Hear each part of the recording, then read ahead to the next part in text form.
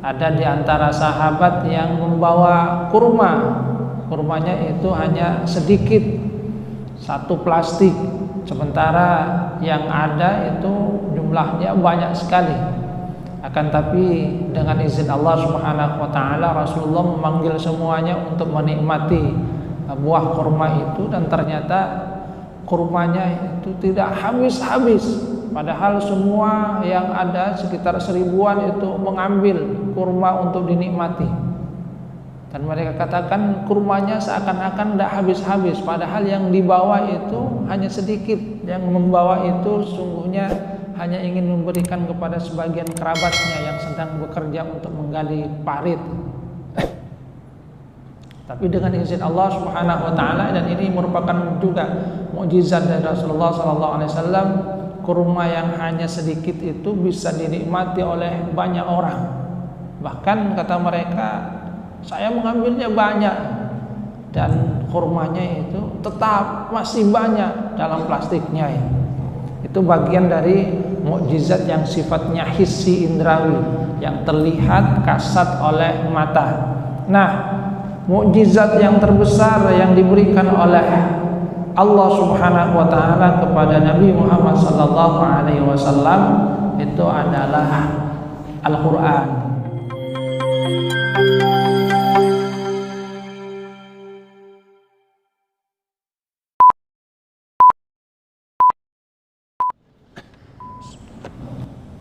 Assalamualaikum warahmatullahi wabarakatuh. Innal hamdalillah nahmaduhu wa nasta'inuhu wa nastaghfiruh wa na'udzu billahi min shururi anfusina wa min sayyiati a'malina. May yahdihillahu fala mudilla lahu wa may yudlil fala hadiya lahu. Ashhadu an la ilaha illallah wahdahu la syarika lahu wa ashhadu anna Muhammadan 'abduhu wa rasuluhu la nabiyya ba'dahu. Allahumma salli ala Muhammad wa ala ali Muhammad kama sallaita ala ali Ibrahim innaka Hamidum Majid. Allahumma barik ala Muhammad wa ala ali Muhammad kama barakta ala ali Ibrahim innaka Hamidum Majid. Allahumma la ilma illa ma 'allamtana fa'allimna 'ilman yanfa'una wanfa'na bima 'allamtana. Rabbana آتنا من لدنك رحمة وهيئ لنا من أمرنا رشدا. رب اشرح لي صدري ويسر لي أمري واحلل عقدة من لساني يفقهوا قولي أما بعد. Hadirin jamaah salat subuh rahimakumullah. Alhamdulillah, Allah Subhanahu wa taala memberikan kita karunia kita bisa melaksanakan salat subuh berjamaah. Satu karunia berharga dari Allah Subhanahu wa taala. Kita juga diberikan oleh Allah Subhanahu wa taala nikmatus shihah, bisa beraktivitas dengan nyaman. Kita lanjutkan kajian di surah An-Nisa. Kita sudah tiba di penghujung surah An-Nisa. Saya refleksikan kembali kandungan dari surah An-Nisa. Surah An-Nisa kata Syekh Abdul Halid merupakan suratul adli war rahmah. Surat yang di dalamnya Allah Subhanahu wa taala memberikan pelajaran kepada kita agar berbuat adil, terutama kepada golongan mustad'afin, mereka yang masuk dalam kategori mustad'afin lemah. Yang di dalam surah An-Nisa itu pertama adalah kalangan perempuan, kemudian yang kedua adalah anak yatim, dan terlebih lagi adalah anak yatim yang perempuan, karena di dalamnya terkumpul dua sifat kelemahan, perempuan dan juga yatimnya. Maka Allah Subhanahu wa taala memberikan aturan-aturan di dalam surah An-Nisa tentang bagaimana seorang kepala keluarga memperlakukan istrinya dengan baik. Ada aturan-aturan pada masa jahiliyah yang diubah pada masa Islam, yang itu dalam rangka menempatkan perempuan dalam kedudukan yang terhormat. sesuai dengan bagaimana seharusnya seorang perempuan, seorang istri itu diperlakukan.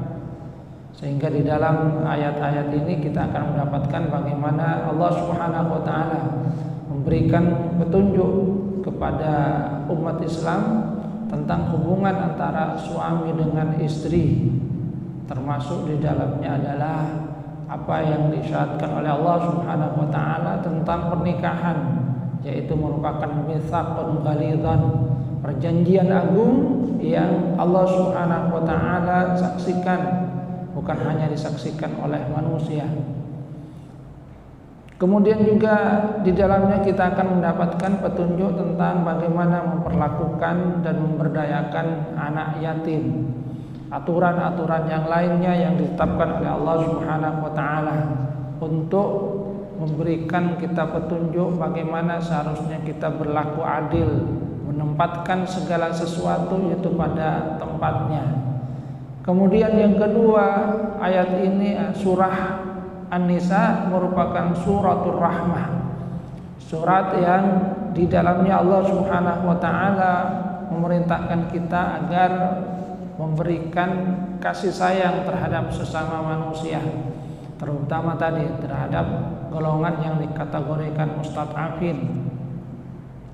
Perlakuan yang baik, perlakuan yang didasarkan dalam rangka untuk mencari ridha Allah Subhanahu wa taala. Maka di penghujung surah An-Nisa Allah Subhanahu wa taala menegaskan tentang apa yang Allah Subhanahu wa taala sudah sampaikan, termasuk juga rasul yang diutus oleh Allah Subhanahu wa taala. Allah Subhanahu wa taala berfirman, a'udzubillahi minasyaitonir rajim, ya ayyuhan nasu qad ja'akum burhanun min rabbikum wa anzalna ilaikum nuran mubina. فَأَمَّا الَّذِينَ آمَنُوا بِاللَّهِ وَاعْتَصَمُوا بِهِ فَسَيُدْخِلُهُمْ فِي رَحْمَةٍ مِّنْهُ وَفَضْلٍ وَيَهْدِيهِمْ إِلَيْهِ صِرَاطًا مُسْتَقِيمًا.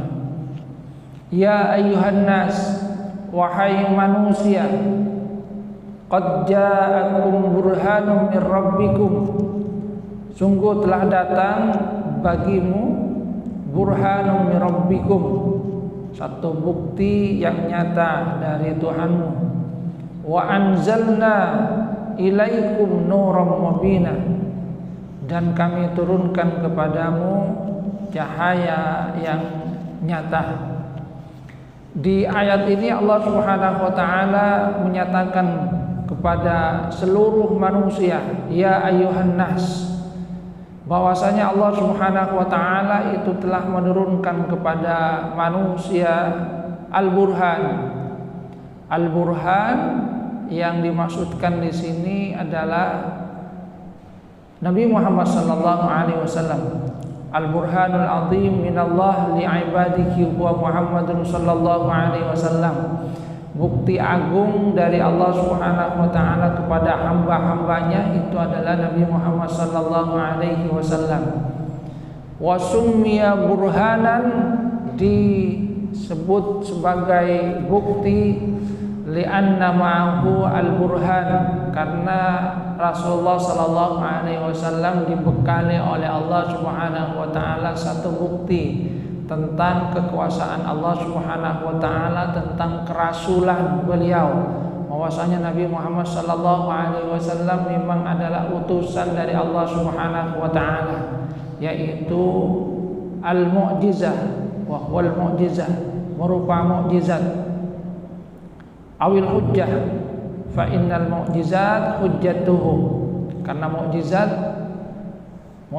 adalah sesuatu yang luar biasa yang diberikan oleh Allah Subhanahu wa taala kepada rasulnya, yang dengan itu manusia secara umum akan merasa bahwasanya memang mereka itu lemah, menyadari akan kelemahan diri mereka dan mengetahui bahwa apa yang dibawa oleh rasul itu memang bukanlah sesuatu yang berasal dari manusia, akan tapi memang menunjukkan bahwa hal tersebut berasal dari Allah Subhanahu wa taala.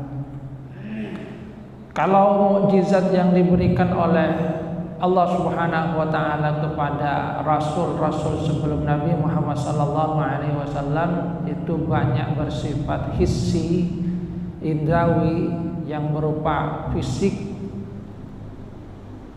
seperti halnya yang diberikan oleh Allah Subhanahu wa taala kepada Nabiullah Musa alaihissalam berupa tongkat, di mana tongkat yang dipegang oleh Nabi Musa alaihissalam ketika dilemparkan itu langsung berubah menjadi ular, dan ini berubah menjadi ular sungguhan ya, bukan ular mainan, bukan seperti halnya yang dilakukan oleh tukang sihir. Sebab kalau tukang sihir yang melawan Nabi Musa, memang mereka melemparkan tali kecil yang setelah mereka lemparkan terlihat seakan-akan tali-tali kecil itu berubah menjadi ular. Akan tetapi pada hakikatnya itu tidaklah berubah menjadi ular, hanya di dalam pandangan manusia itu tampak seperti ular. Makanya di dalam Al-Quran Allah Subhanahu wa taala mengisyaratkan saharu a'yunan nas wastarhabukum waja'u bisihrin azim. Mereka itu mensihir mata manusia. Jadi pandangan manusia itu yang kena sihir, artinya tali yang memang sesungguhnya masih tali terlihat seperti halnya ular, tapi hakikatnya itu tetap tali, tidak berubah menjadi ular. Sementara tongkat yang dilemparkan oleh Nabi Musa alaihissalam itu adalah benar-benar menjadi ular, dan tali-tali kecil yang tampak seperti hanya ular itu kemudian dimakan oleh ular dari tongkat Nabi Musa alaihissalam. Nah, ketika para tukang sihir menyaksikan apa yang terjadi, mereka kemudian mengetahui bahwa ular yang merupakan wujud dari tongkat yang dilemparkan oleh Nabi Musa itu memang adalah ular sungguhan, dan itu membuat mereka yakin bahwa apa yang dibawa oleh Nabi Musa alaihissalam memanglah bukan sesuatu yang dibawa oleh manusia biasa.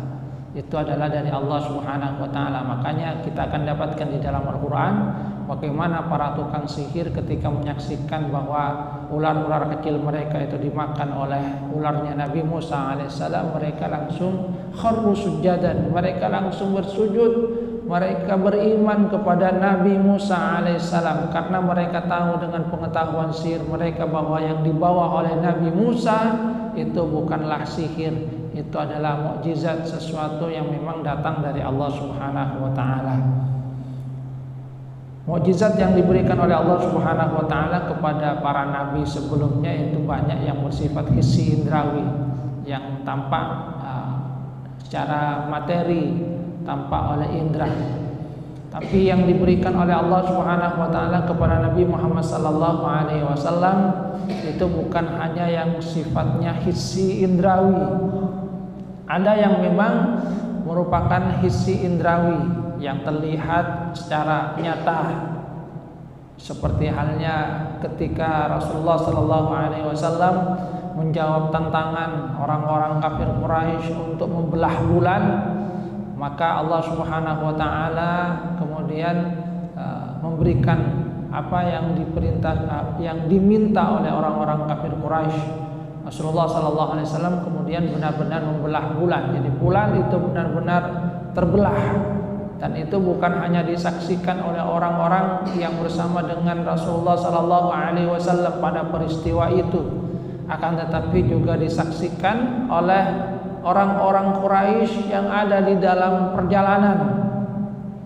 Jadi kalau yang hanya bersama dengan Nabi Muhammad sallallahu alaihi wasallam, mungkin mereka akan berdalih seperti halnya apa yang terjadi pada tukang sihir, bahwa Nabi Muhammad SAW itu menyihir mereka, seakan-akan tampak seperti halnya terbelah, padahal tidak terbelah. Akan tetapi hal tersebut, terbelahnya bulan, itu juga disaksikan oleh orang-orang Quraisy yang ada di dalam perjalanan, yang tidak bersama dengan Rasulullah SAW pada saat Rasulullah menjawab tantangan orang-orang Quraisy. Jadi ada yang memang sifatnya hissi indrawi, termasuk apa yang terjadi kepada Rasulullah Sallallahu Alaihi Wasallam pada beberapa peristiwa, seperti halnya pada saat Rasulullah dan para sahabat sedang menggali parit pada perang Khandaq.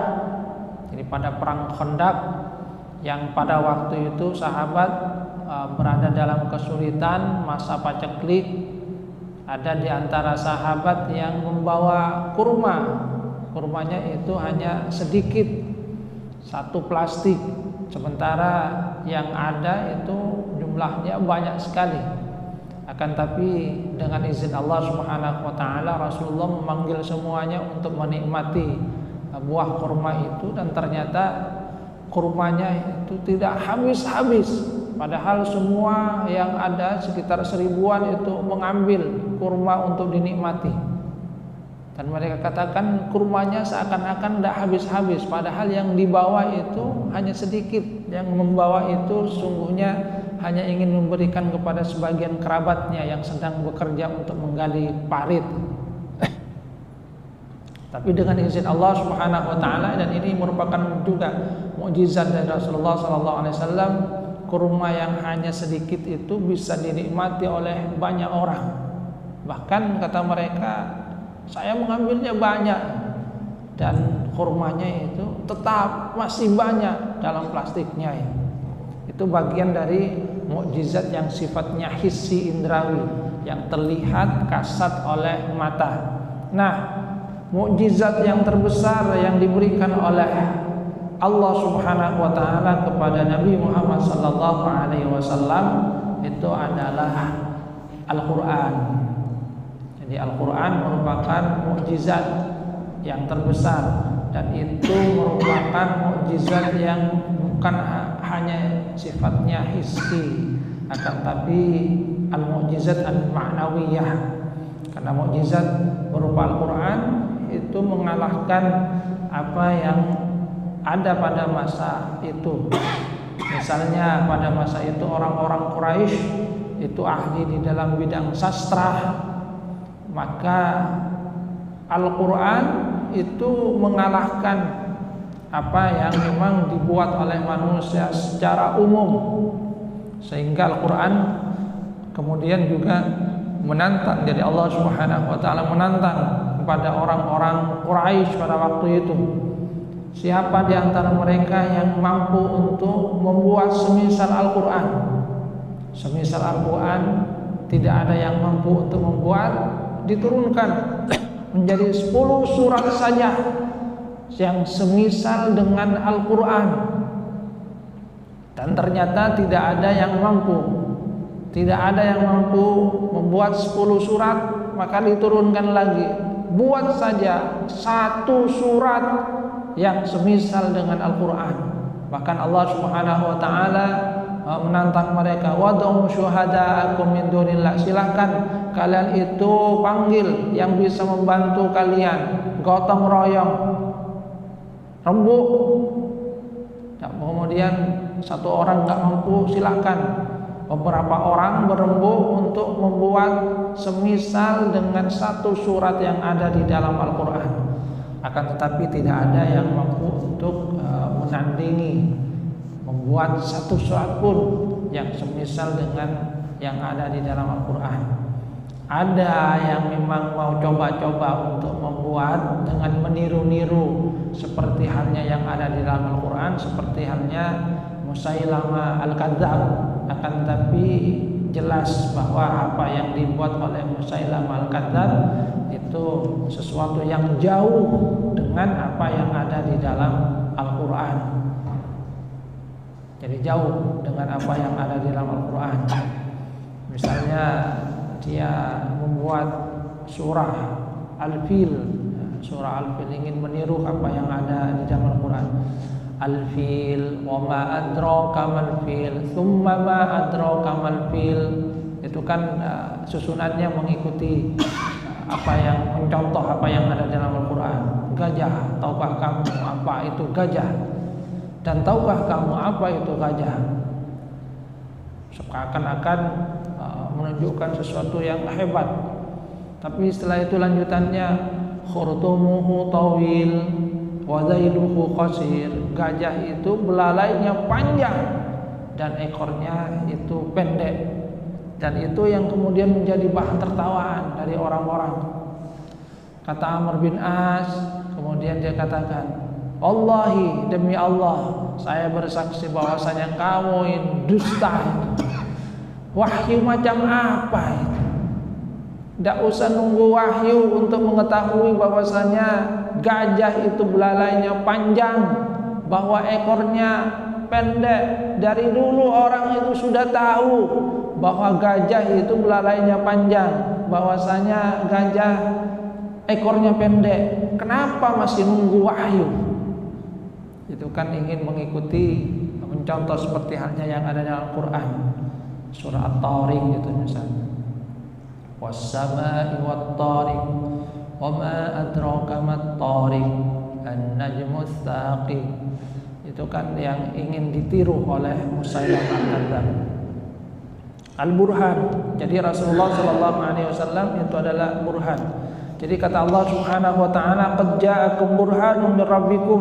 Sungguh telah datang kepadamu satu bukti nyata dari Allah Subhanahu wa taala, yaitu Rasulullah sallallahu alaihi wasallam yang membawa mukjizat, tanda bahwasanya beliau itu adalah rasul utusan Allah Subhanahu wa taala, yang dengan mukjizat itu orang-orang yang menantangnya merasa bahwasanya mereka itu lemah, menyadari bahwasanya mereka tidak akan mampu melakukan seperti apa yang dilakukan oleh Rasulullah sallallahu alaihi wasallam, karena memang apa yang dibawa oleh Rasulullah sallallahu alaihi wasallam itu adalah satu hal yang berasal dari Allah Subhanahu wa taala. Terkhusus tentang Al-Qur'an, misalnya Al-Walid bin Mughirah sendiri itu ketika mendengar ayat Al-Qur'an pertama kali dibaca, beliau itu kemudian katakan, wa innaha lahalawah, sungguh manis sekali itu tidak mungkin dibuat oleh manusia. Itu ungkapan pertama yang dikatakan oleh Al-Walid bin Mughirah ketika mendengar ayat Al-Quran yang dibaca oleh Rasulullah sallallahu alaihi wasallam. Dia rasakan, katanya, manis sekali, terasa enak, renyah, membuat dia merasa nyaman untuk menikmati. Yang dia katakan itu adalah sesuatu yang tidak mungkin dibuat oleh manusia. Walaupun setelah itu dia kemudian membantahnya karena hal-hal yang sifatnya duniawi, tidak beriman kepada Rasulullah sallallahu alaihi wasallam. Pertama adalah burhan Rasulullah sallallahu alaihi wasallam. Kemudian yang kedua, Allah Subhanahu wa taala menyatakan, wa anzalna ilaikum nuran mubina, dan kami turunkan kepadamu nuran mubina, cahaya yang nyata. An-nurul mubin huwal Qur'anul Karim. Cahaya yang nyata itu adalah Al-Quran Al-Karim. Kenapa disebut dengan nur sebagai cahaya? Summiya nuran li'anna bihi tatabayyanul ahkam. Karena dengan adanya Al-Quran maka akan jelas hukum-hukum yang akan dilakukan oleh manusia. Wa yahtadi bihi minad dhalalah, dan manusia itu akan mendapatkan petunjuk sehingga mereka tidak akan berada di dalam kesesatan. Bahwa nurul mubin. Jadi Al-Quran itu adalah cahaya yang nyata, karena dengan Al-Quran manusia itu akan mengetahui apa yang harus dia lakukan di dalam kehidupannya. Sebagaimana orang kalau melangkah ketika ada cahaya, maka dia akan tahu dia akan melangkah kemana, tidak akan tersesat ke jalan yang tidak dia inginkan, karena dia sudah tahu terang benderang apa yang ada di depannya. Maka begitulah Al-Quran, yahtadi bihi minad dhalalah. Dengan Al-Quran maka Allah Subhanahu wa taala itu memberikan cahaya yang terang kepada manusia di dalam kehidupannya, tentang bagaimana seharusnya mereka itu berperilaku dalam kehidupan. Dan cahaya ini diberikan oleh Allah Subhanahu wa taala, pencipta alam semesta ini dan juga pencipta manusia. Maka kata Allah Subhanahu wa taala, ketika Allah Subhanahu wa taala menegaskan tentang apa yang sesungguhnya sudah diberikan oleh Allah Subhanahu wa taala kepada manusia berupa datangnya Rasul sebagai bukti yang nyata, kemudian juga dengan diturunkannya Al-Quran sebagai petunjuk bagi manusia, menerangi mereka untuk bisa melangkah dengan benar di dalam kehidupan. Allah kemudian menegaskan, fa'ammal ladzina amanu billahi, adapun orang-orang yang beriman kepada Allah, wa'tasamu bihi, dan berpegang teguh dengannya, fasayudkhilukum fi rahmatin minhu wa fadlin, maka Allah itu akan memasukkannya ke dalam rahmatnya dan juga karunia darinya, wa yahdihim ilaihi siratan mustaqimah, dan akan menunjukkan kepadanya jalan yang lurus. Jadi di dalam ayat ini Allah Subhanahu wa taala menegaskan ada 3 karunia yang akan diberikan oleh Allah Subhanahu wa taala kepada mereka yang berpegang teguh, yang beriman kepada Allah, kemudian berpegang teguh dengan apa yang dibawa oleh Rasulullah sallallahu alaihi wasallam, Al-Qur'an. Yang pertama itu adalah yudkhilukumullahu fi rahmatih. Allah Subhanahu wa taala itu akan memasukkannya ke dalam rahmatnya. Rahmat di sini kalau di dunia itu adalah dalam bentuk ketaatan kepada Allah Subhanahu wa taala, tapi rahmat yang terbesar itu adalah al-jannah. Sebab kalau kemudian kita lihat di dalam Al-Qur'an, kita akan mendapatkan ada banyak makna dari rahmat. Di antaranya adalah pertama, solusi di dalam kehidupan manusia. Jadi solusi dari berbagai permasalahan. Sebagaimana di dalam Al-Quran tentang orang-orang yang diberikan musibah, yang kemudian mereka mengucapkan inna lillahi wa inna ilaihi raji'un. Allah Subhanahu wa taala mengisyaratkan ulaika alaihim shalawatun min rabbihim wa rahmah, bahwasanya bagi mereka salawat dari Allah Subhanahu wa taala dan rahmah. Rahmah di sini maknanya adalah solusi dari permasalahan yang mereka hadapi di dalam kehidupan. Jadi orang-orang yang beriman kepada Allah Subhanahu wa taala dan berpegang teguh dengan Al-Qur'an, maka mereka akan mendapatkan solusi dari berbagai persoalan yang ada dalam kehidupan mereka. Karena memang sekali lagi Al-Qur'an itu berfungsi sebagai nur, gitu kan, sebagai cahaya. Seorang yang mendapatkan masalah di dalam kehidupannya, maka dia akan mendapatkan solusi permasalahannya di dalam Al-Qur'an. Karena Al-Quran sesungguhnya merupakan kitab petunjuk kepada manusia untuk menghadapi berbagai persoalan di dalam kehidupannya. Rahmah itu juga bisa bermakna maghfirah, ampunan dari Allah Subhanahu wa taala. Dan rahmah itu juga bisa bermakna husnul khatimah, kehidupan yang berakhir dengan baik manakala kita menghadap kepada Allah Subhanahu wa taala. Makanya satu doa yang diajarkan oleh Rasulullah sallallahu alaihi wasallam kepada kita saat akan masuk masjid itu adalah Allahumma ftahli abwaab rahmatik, ya Allah bukakan kepadaku pintu-pintu rahmatmu. Jadi pertama adalah karunia berupa rahmah. Kemudian yang kedua adalah al-fadl. Fasayudkhilukum fi rahmatin minhu wa fadlin. Allah Subhanahu wa taala juga akan memberikan karunia. Jadi karunia al-fadl di sini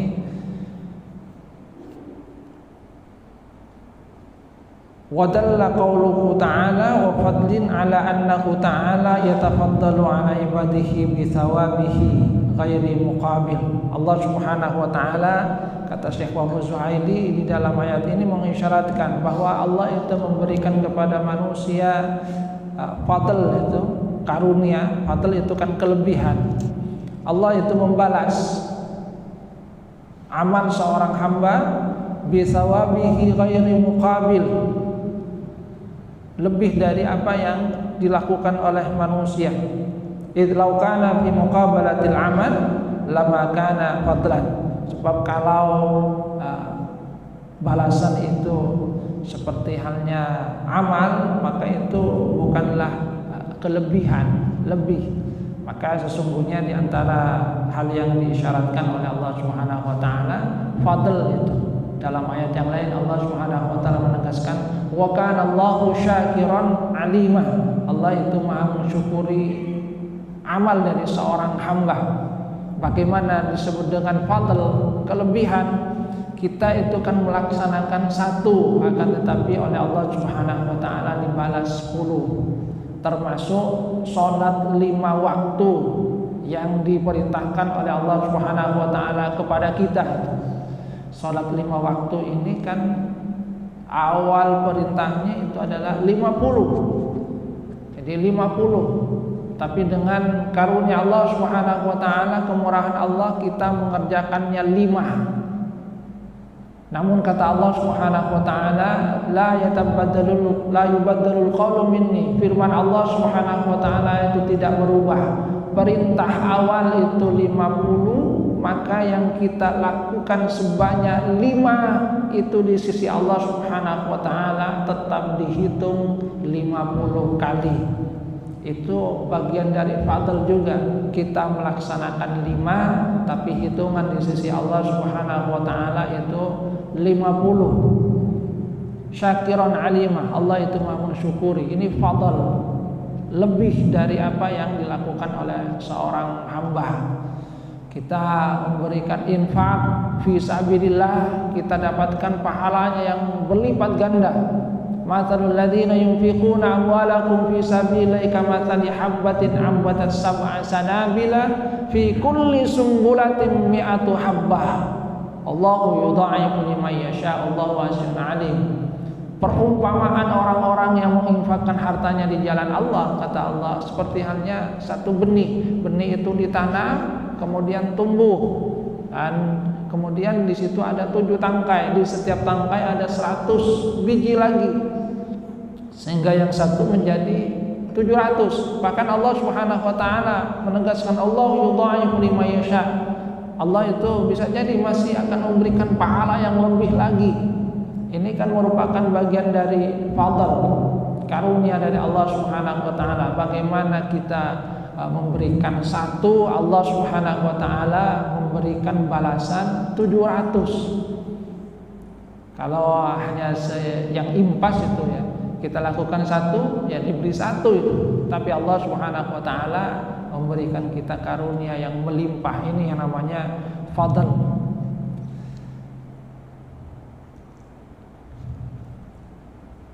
Jadi ar-rahmah wal fadl, kata Imam Al-Kharazi, mahmulani ala ma fil jannah minal manfa'ah wa ta'zim. Jadi tentang hal ini Allah Subhanahu wa taala menyatakan tentang rahmah dan fadl. Kalau kata Imam Fakhruddin Ar-Razi, itu juga menunjukkan tentang karunia yang diberikan oleh Allah Subhanahu wa taala nanti di surga. Makanya seperti halnya yang dikatakan oleh Rasulullah SAW, memang kita itu masuk surga bukan karena amal kita, akan tapi karena rahmat dari Allah Subhanahu wa taala. Karena kalau mengandalkan amal ya tadi, satu dibalas satu, sudah itu. Sementara kalau kita renungkan, ada banyak di dalam kehidupan ini waktu yang masih terbuang untuk hal-hal yang lain dibandingkan dengan ibadah kepada Allah Subhanahu wa taala. Waktu 24 jam hanya berapa yang kita gunakan untuk ibadah. Karunia yang diberikan oleh Allah Subhanahu wa taala berupa harta hanya berapa yang kita berikan untuk infak. Artinya kalau kemudian mengandalkan sekedar amal, maka amat sedikit balasan yang akan kita dapatkan dari Allah Subhanahu wa taala. Tapi karena rahmat Allah Subhanahu wa taala, karena fadlnya, kita mendapatkan karunia yang melimpah, balasan yang besar dari Allah Subhanahu wa taala. Wa yahdihim ilaihi siratan mustaqimah. Sedangkan hidayah ini, wa yahdihim tariqan qawiman, itu untuk mendapatkan as-sa'adah di dunia, kebahagiaan di dunia, kemudian juga al-akhirah bil jannah. Jadi Kebahagiaan di dunia berupa kemuliaan, kemudian ittiba'u tariqatis salamah, mengikuti jalan keselamatan, sedangkan di akhirat itu berupa surga dan karunia dari Allah Subhanahu wa taala, keridhaan dari Allah Subhanahu wa taala.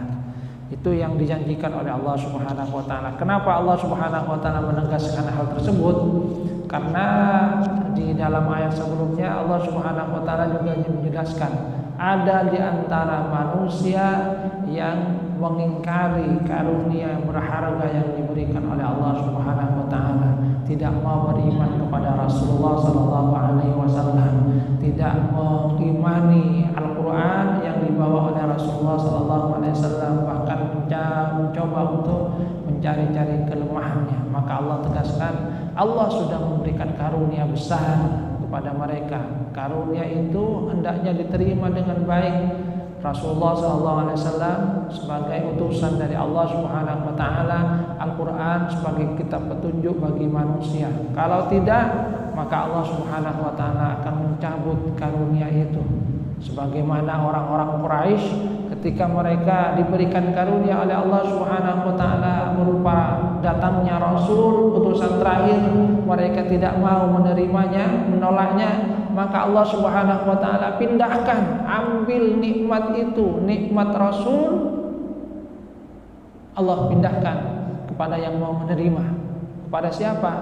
Yaitu orang-orang Yathrib, orang-orang yang ada di Madinah, karena mereka lah yang mau untuk menerima karunia berupa Rasul utusan Allah Subhanahu wa taala.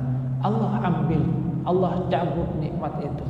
Isyaratnya kalau kita tidak mensyukuri nikmat Allah Subhanahu wa taala, maka bisa jadi Allah Subhanahu wa taala akan mencabut nikmat itu, sebagaimana Allah mencabut nikmat Nabi Muhammad sallallahu alaihi wasallam yang sesungguhnya diberikan kepada penduduk kota Mekah, tapi mereka tidak mau untuk menerimanya. Allah ambil dan pindahkan kepada kaum yang mau menerima Rasulullah sallallahu alaihi wasallam, yaitu orang-orang yang ada di Yathrib. Kemudian terakhir di surah An-Nisa ini Allah kembali membicarakan tentang masalah waris, yang ini isyaratnya kata para ulama, di awal Allah Subhanahu wa taala membicarakan tentang persoalan waris, dan di akhir Allah kembali tegaskan untuk apa? Menunjukkan bahwa persoalan waris itu adalah sesuatu yang sangat penting. Sebab Rasulullah SAW itu juga mengisyaratkan bahwa di antara ilmu yang pertama kali dicabut oleh Allah Subhanahu wa taala adalah ilmu yang berkaitan dengan faraid. Orang-orang sudah tidak mau lagi menggunakan apa yang ditetapkan oleh Allah Subhanahu wa taala, aturan tentang pembagian harta waris, karena kemudian ya ingin mementingkan diri mereka sendiri. Padahal Allah Subhanahu wa taala sudah memberikan petunjuk yang jelas. Hal yang paling jelas di dalam persoalan itu adalah persoalan waris. Itu sudah ditetapkan oleh Allah Subhanahu wa taala. Masing-masing ayah berapa, ibu berapa, anak berapa, istri, saudara, semuanya kemudian dijelaskan oleh Allah Subhanahu wa taala secara terperinci, yang itu tidak ada dalam ketentuan yang lainnya. Tentang zakat tidak ada ketentuan secara terperinci dalam Al-Qur'an. Tentang sholat keterangan terperincinya tidak ada dalam Al-Qur'an. Tapi tentang waris itu dijelaskan terperinci oleh Allah Subhanahu wa taala, yang menunjukkan betapa pentingnya persoalan waris ini. Sehingga di akhir surah dari An-Nisa Allah Subhanahu wa taala kembali menegaskan tentang hal itu. Yastaftuna qulillahu yuftikum fil kalalah. Allah kemudian memberikan petunjuk tentang bagaimana seorang itu di dalam membagi warisnya. Semua sekali lagi kata Allah Subhanahu wa taala sebagaimana dalam ayat sebelumnya merupakan petunjuk yang jelas yang diberikan oleh Allah Subhanahu